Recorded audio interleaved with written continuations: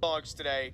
Patrick, they've fallen behind after a quarter in each of the first 3 games this year. They've won 2 of them, but you don't really want to put yourself in that position every game if you're Andy Shea's team.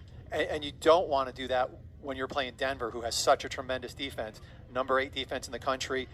They really can just put that. Even at 1, 1 and 59 seconds in for Lampert, the junior from Wayland, Mass, his 6th goal this season. Sure, he's got some family here. Plenty of East Coast guys on the Denver roster. Stathakis, another clean win on the faceoff against Nick Ramsey. Stathakis is as good as it gets in America, coming in 66% this year. So second of the game for Sharp, who was a preseason honorable mention All-American by U.S. Lacrosse, and Yale leads 2-1. We talked a lot this week chatting about this game, how pace would be important. Denver wants this game slow, Yale wants this game fast, goal scoring, and the pace early favors the Bulldogs. Ball gets knocked out of the long stick, though, of Jack Stuzen, and Denver started his career at Richmond, but now here for Denver in his 2nd year. Face-off win for Machado Rodriguez. He tried to shoot right away, missed wide, but the Bulldogs on what is still a Saturday morning for about 16 more minutes for this big-time showdown. Yale is coming off really a get-right 18-9 win on the road against UMass. Denver, meanwhile, has won 2 in a row, including in Pittsburgh, Pennsylvania, makes it 4-2 with 6 minutes to go in the first quarter. And, you know, wiping away the thoughts about the score, it feels like just the tenor pace of this game is the way Yale wants it so far. Absolutely. They want to move, they want to run, they want to get their horses out there. And Denver wants to get there. We're going to see interference call on Yale, and the ball's going to go to Denver. Nashville, Tennessee has scored a goal in every game this year for Denver.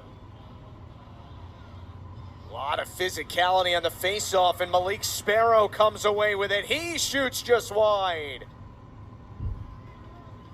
Denver in this game where Yale has had really that control. They've been looking good, and then he just gets that ball right back for him.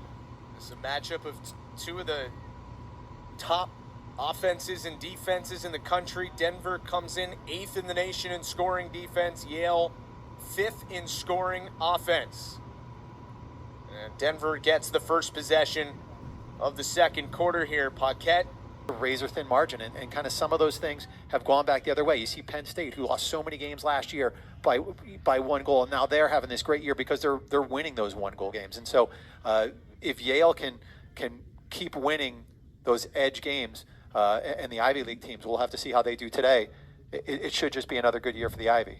You mentioned Penn State. They came here and got a win 2 weeks ago, 13-11, and Penn State is playing Cornell today, who's ranked 3rd in the country. Cornell will be here next weekend for the Ivy League opener.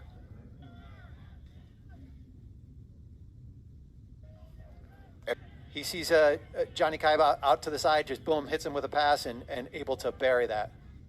6-3 Bulldogs. Kibes first of the day. Brandow now with a 3-point game as he gets the assist. And despite winning 8 of the 10 face-offs so far, Denver trails this game by 3 on the road. Again, Silstrop had it, knocked away from him by Brett Malley. Another possession for Yale, and another Denver turn a national championship. And he brought his 6 rings from Princeton and added another to it. But it was a wake-up call to a lot of programs to say, listen, he was able to go there and take this program. We put some money, we invested in it, we invested in facilities, and he was able to win a national championship. And that 44 games is the longest streak in the country. So he's a tremendous player. I think Andy Shea's just, some days he's got to just think to himself, how do I get this lucky? I had Ben Reeves and now Matt Brandow. Here's a chance for Denver. Paquette comes up with a stop on Silstrop. Seems like the Yale net a chance to score once, maybe even more on the EMO and really change this game. Stathakis has won 10 of the 13 faceoffs so far. Working against Nick Ramsey here. If nothing else for Yale, this has taken some time off. Just fighting it out. This is what the old school face-offs, which everybody really hated. Listen, I'm still okay with seeing these every once in a while. Ramsey popped it free finally, and a hold against Denver. I think it's on Sparrow, and that's a great job by Nick Ramsey. That he's having a good afternoon. Silstrop fighting on the face-off, and he got pushed. Good call there. Nick Ramsey shoved him down to the turf. Who's going to finish there? Brandau with 3 goals and 2 assists today. So in less than 4 full games, he has 12 goals and 11 assists, 23 points already this year. And Rodriguez wins that face-off, and the Bulldogs up by 4, have the ball with 9.5 to go in the third quarter.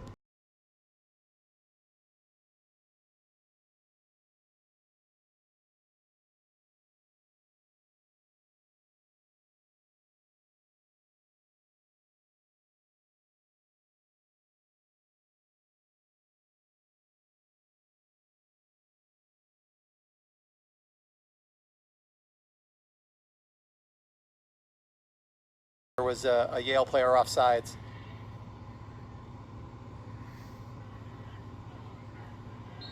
You know, that felt like the door was open for a moment for Denver. They scored, got the ball right back, had a number of good chances, end up with a crease violation, give up a goal, and now turn it over.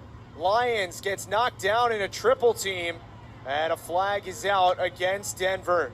20 matchup against Denver. Justin Galanti, Patrick Reed, and the whole gang. Glad you're with us today from Reese Stadium in New Haven. Another face-off win for Denver, and they'll get another possession.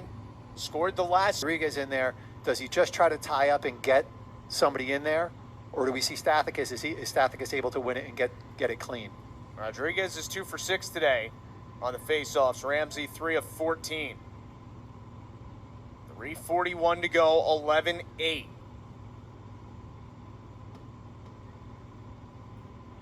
Wow, a violation against Stathakis, and Yale's going to get the ball for free. Easily win 2 face-offs in this time and change this game. 11-9 with 2:10 to go. Stathakis against Rodriguez. Rodriguez poked it free, and a push against Denver. And you can bet Yale's going to try and take more of the shot clock this time than the last possession. Yeah. I'm almost